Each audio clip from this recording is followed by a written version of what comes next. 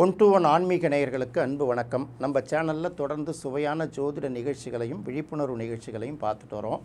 அந்த வகையில் இன்றைக்கி நம்ம பார்க்குறது ஏற்கனவே சில வீடியோக்குள்ளே நம்ம சொல்லியிருந்தா கூட இப்போ திரும்ப என்ன நிறைய பேர் கேள்வி கேட்குறாங்க அப்படின்னு கேட்டிங்கன்னா, கடனை எப்படி தீர்க்கிறது, அதிகபட்ச கடனை எப்படி தீர்க்கிறது, தீராத கடனை எப்படி தீர்க்கிறது அப்படின்னு கேட்குறாங்க. தீராத கடனை எப்படி தீர்க்கிறதுங்கிறது அவங்கவுங்க தனிப்பட்ட ஜாதகத்தை வச்சு தான் முடிவு பண்ண முடியும். போகிற போக்கில் இதை வாங்கி வச்சுக்கிட்டிங்கன்னா உங்களுக்கு கடன் தீர்ந்துடும், இந்த கோயிலுக்கு போனீங்கன்னா உங்களுக்கு கடன் இல்லாமல் போயிடும், இந்த பரிகாரத்தை பண்ணிக்கிட்டிங்கன்னா கடன் இல்லாமல் போயிடும் அப்படின்லாம் சொன்னால் சரி வராது. அப்படி எதை சொன்னாலும் அது நம்மளை ஏமாத்துறாங்கன்னு அர்த்தம். நம்ம முடிவு பண்ணிக்கலாம். ஒரு ஜாதகத்துக்கும் கடன் உருவாகக்கூடிய இடம் அப்படின்னு முதல்ல பார்க்கணும். 6ஆம் இடத்தை பற்றி பல வீடியோக்குள்ளே நம்ம சொல்லியிருக்கோம். 6ஆம் இடம் தான் பார்த்தீங்கன்னா கடன், நோய், எதிரி இந்த மூன்றையும் குறிக்கிறது 6ஆம் இடம். 6ஆம் இடத்துக்கு உரிய கிரகம் எந்த இடத்துல இருக்குங்கிறத முதல்ல பார்க்கணும். 6ஆம் அதிபதி வலிமை பெற்று இருந்தால்தான் அவர்களுக்கு வெற்றியும் கிடைக்கும், கடனே கிடைக்கும். முதல்ல இப்போ கடன் நிறையா இருக்குது, கடனை வாங்கி வச்சுருக்கோம் அப்படின்னு சொல்லிட்டு நிறைய பேர் கஷ்டப்படுறதுங்கிறது ஒரு பக்கம் இருக்கட்டும்.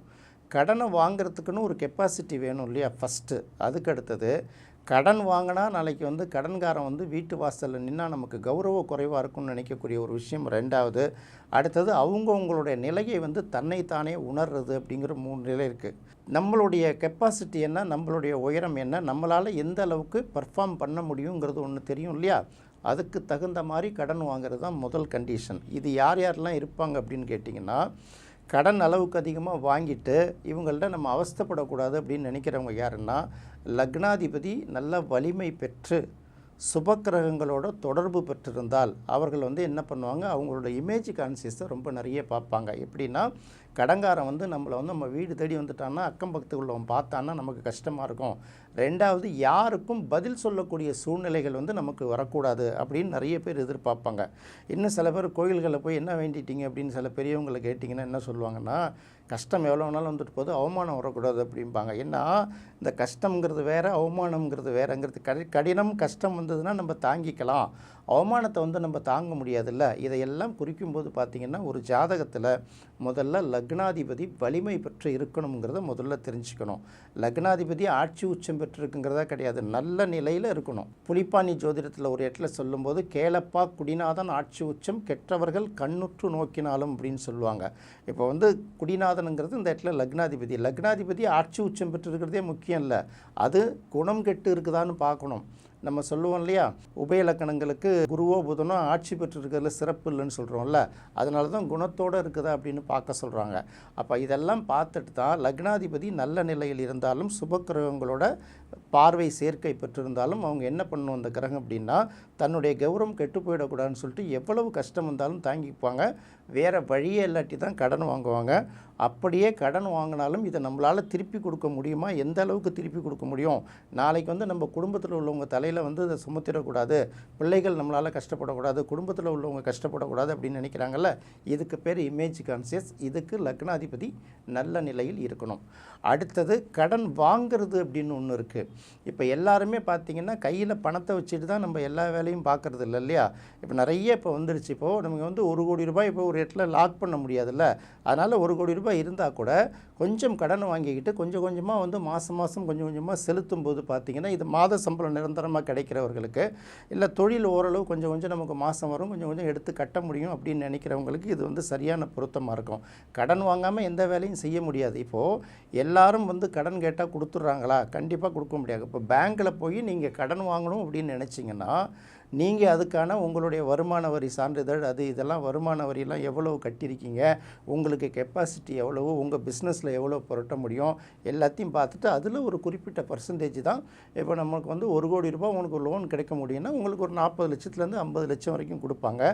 நல்ல கஸ்டமராக இருக்கிற பட்சத்தில் இன்னொரு குறிப்பிட்ட பர்சன்டேஜ் கூட்டி கொடுப்பாங்களே தவிர, இதுதான் கடன் கொடுக்குற கெப்பாசிட்டி. கடன் கொடுக்குறாங்கன்னு சொல்லிட்டு இன்றைக்கி நீங்கள் மொபைல் ஃபோன் வச்சுருந்தாலே கிரெடிட் கார்டுங்கிற பேரில் எத்தனை பேர் தொல்லை பண்ணிகிட்ருக்காங்க பார்த்தீங்களா. இப்போ இதையெல்லாம் நீங்கள் தொடர்ந்து பார்த்துக்கிட்டே வரணும். இதெல்லாம் பார்த்துட்டே வரும்போது இப்போ கையில் பைசா இருக்குது, ஏதோ ஒரு வாங்கிறதுக்கு ஒரு கெப்பாசிட்டி இருக்குன்னா தேவையில்லாத செலவுகள்லாம் கவனம் செலுத்துகிறாங்கல்ல. இதுக்கு பேர் வசந்தன் ஐயா கிரெடிட் கார்டு தோஷம்னே எழுதியிருப்பார். அப்போ குரு எந்த இடத்துல இருக்குங்கிறத பார்த்துக்கணும். நான் சொல்கிறது கோச்சார குருவை சொல்கிறேன். அப்போ கடன் வாங்கணுங்கிற சூழ்நிலை வந்துடும். அதுக்கப்புறம் பார்த்திங்கன்னா, அதாவது குரு 2, 5, 7, 9, 11 இந்த மாதிரி இடங்களில் இருக்கும்போது பார்க்கும்போது நமக்கு பணம் வரணும். இது வந்து கடனாக வாங்கி வச்சுட்டு அதுக்கப்புறம் 6, 8, 12 போகிறப்ப கட்டப்போட முடியாமல் கஷ்டப்படக்கூடாது இல்லையா? அதனால் அந்த நிலவரத்தை பார்க்கணும். இதெல்லாம் முக்கியமாக கடன் வாங்குவதற்கு முன்னால் யோசிக்கப்பட வேண்டிய ஒரு விஷயம். அதாவது தவிர்க்க முடியாத சில கடன்கள் அப்படின்னு ஒன்று உண்டு.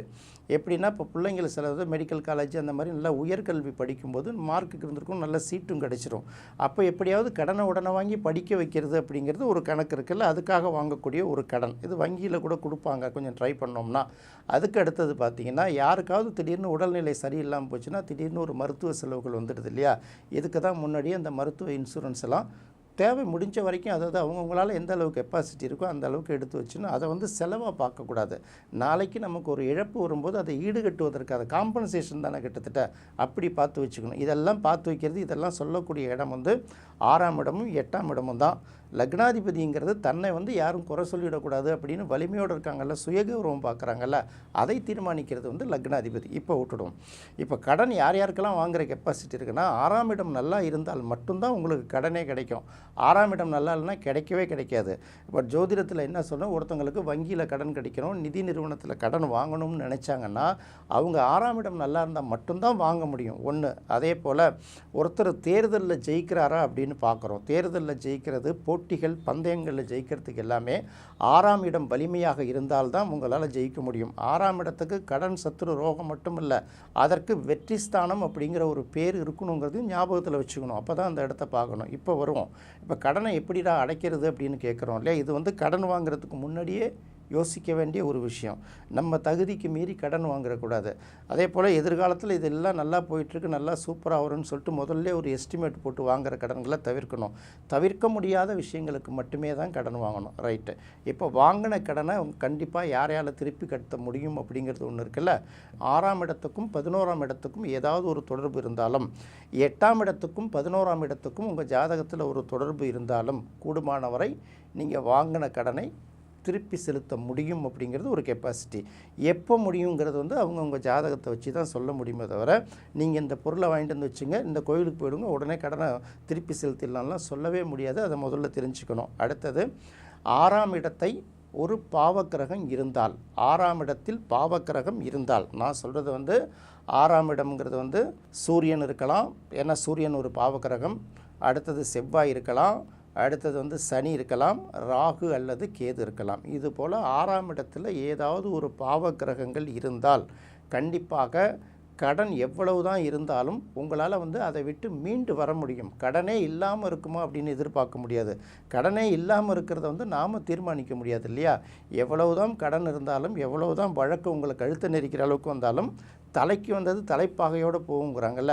அப்போ 6ஆம் இடத்தில் பாவ கிரகங்கள் இருந்தால், இதை ரொம்ப முக்கியமாக கவனிக்கணும். 6ஆம் இடத்துல சுப கிரகம் இருக்கிறது நல்லது அல்ல. 6ஆம் இடத்தில் பாவ கிரகங்கள் இருந்தால் கண்டிப்பாக அவர்கள் நோயிலிருந்து, கடன்லேருந்து, போட்டி எதிர்ப்புகள்லேருந்து கண்டிப்பாக வெளியில் வர முடியுங்கிறது ஒரு விஷயம்.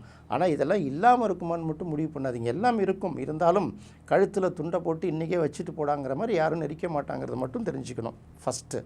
அடுத்தது, 6ஆம் இடத்தை பாவக்கிரகங்கள் பார்வை செய்தால் அப்படின்னு ஒரு விஷயம் இருக்குது. இதெல்லாம் நான் சொல்லவே இல்லை, பழங்கால ஜோதிட நூல்களில் தெளிவாக இருக்குது. இன்றைக்கும் ப்ராக்டிக்கலாக அது பல ஜாதகங்களோட ஒத்துப்போகுது. புலிப்பாணிலேயே சொல்லியிருப்பாங்க, கிளியராக இருக்கும். அப்போ 6ஆம் இடத்தை வந்து ஒரு பாவக்கிரகம் பார்வை செய்தாலும் அப்படின்னு எடுத்துக்கோங்க. இப்போ சனி 6ஆம் இடத்தை வந்து சனி 3ஆம் பார்வையை பார்த்தாலும் சரி, 7ஆம் பார்வையை பார்த்தாலும் சரி, 10ஆம் பார்வையை பார்த்தாலும் சரி, சனியோட பார்வை 6ஆம் இடத்துக்கு கிடைத்தால் அவர்கள் எவ்வளவு தான் கடன் வாங்கியிருந்தாலும் அதிலேருந்து மீண்டு வந்துடுவாங்க. அடுத்தது, செவ்வாயோட பார்வை கிடைத்தாலும் அவங்க வந்து கடன்லேருந்து மீண்டு வந்துடுவாங்க. அடுத்தது, அதே போல் பாவக்கிரகங்களில் ராகு கேதுக்கள் ஒன்று, ஏன்னா ராகு இருந்தால் கேது பார்க்கும், கேது இருந்தால் ராகு பார்க்குங்கிறனால இந்த பாவக்கிரகங்களுக்கும் 6ஆம் இடத்துக்கும் தொடர்பு இருந்தால் கண்டிப்பாக அவர்கள் கடனை விட்டு மீண்டு வந்து விடுவார்கள்ங்கிறத தெரிஞ்சுக்கணும். அடுத்தது வந்து கடனை வந்து கட்ட முடியாமல் தவிக்கிறாங்க அப்படிங்கிற ஒரு விஷயம் இருக்குல்ல. இருக்கிற சொத்தெல்லாம் விற்றா கூட கடனை கட்ட முடியாதுன்னு சொல்கிறாங்கல்ல. இதுக்கே பார்த்திங்கன்னா 2ஆம் இடம் வந்து ரொம்ப முக்கியமான இடம் இல்லையா? நமக்கு வந்து பணத்தை வந்து வரக்கூடிய வழியை சொல்லக்கூடிய இடம் வந்து 2ஆம் இடம் தானே. நேரடி வருவாய் அப்படின்னு சொல்லுவோம் இல்லையா? அப்போ இந்த நேரடி வருவாய் தரக்கூடிய இடத்துல 6ஆம் அதிபதி இருந்தாலும் 8ஆம் அதிபதி இருந்தாலும் அவர்களால் வந்து கூடுமானவரை கடனை வந்து திருப்பி செலுத்துவதற்கு ரொம்ப கடினப்படுகிறார்கள் அப்படிங்கிறது ரொம்ப தெரிஞ்சுக்கணும். 6ஆம் அதிபதி இருந்தாலும் சிரமம் தான், 8ஆம் அதிபதி இருந்தாலும் சிரமம் தான். ஒருவேளை 12ஆம் அதிபதி இருந்தால் இது என்ன ஆகும்னா 12ஆம் இடம் வெளிநாடுங்கிறதுனால வெளிநாட்டு வருவாய் இவர்களுக்கு கிடைப்பதற்கு ஓரளவு வாய்ப்பு இருக்கிறதுனால ஓரளவு தப்பிச்சுக்கலாம். அதே சமயம் 6ஆம் அதிபதி, 8ஆம் அதிபதி, 12ஆம் அதிபதி 3 அதிபதிகளும் சேர்ந்து இருந்தால் அவர்களால் வந்து கடனை விட்டு மீண்டு வர முடியாதுங்கிறத முதல்ல தெரிஞ்சுக்கணும். இதுதான் வந்து ஒரு மனிதனுக்கு கடன் எப்படி ஏற்படுது, கடனே இல்லாமல் இருக்கணும்னு நினைக்கிற மனிதர்கள் யார் யார், தன்னோட கெப்பாசிட்டிக்கு உட்பட்டு கடன் வாங்கிறது எப்படி, இது அதையும் மீறி தவிர்க்க முடியாத சூழ்நிலைகளில் வந்தாலும் அந்த கடனை விட்டு மீண்டு வருவது எப்படி அப்படிங்கிறது ஒரு சூழ்நிலை இருக்குல்ல. இப்படியெல்லாம் லைனாக சொல்லிகிட்டே வந்துடுவாங்க. என்ன நேயர்களே, இந்த நிகழ்ச்சி உங்களுக்கு ரொம்ப பிடிச்சிருக்குன்னு நினைக்கிறேன். மீண்டும் மற்றொரு சுவையான நிகழ்ச்சியில் சந்திக்கலாம். நன்றி, வணக்கம்.